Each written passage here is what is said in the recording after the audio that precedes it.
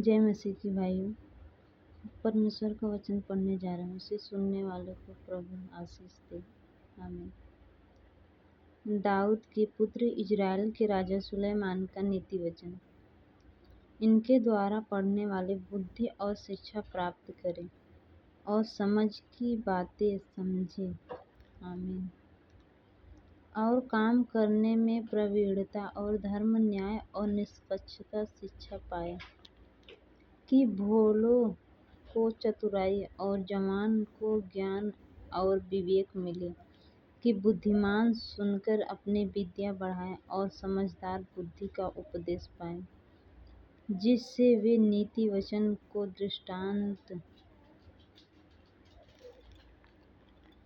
और बुद्धिमानों के वचन और उनके रहस्यों को समझें। युवकों को सलाह। यहोवा का भय मानना बुद्धि का मूल है।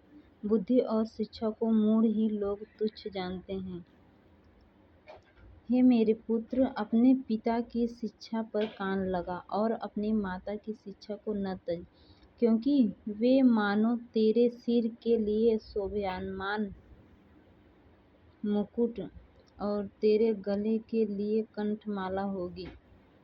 हे पुत्र, यदि पापी लोग तुझे फुसलाएं तो उनकी बात न मानना।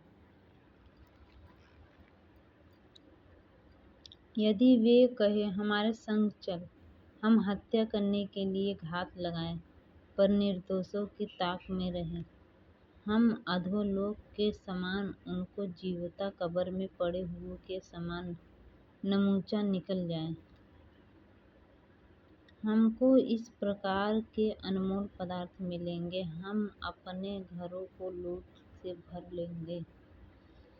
तो हमारी साझी हो जा, हम सबों का एक ही बटुआ हो।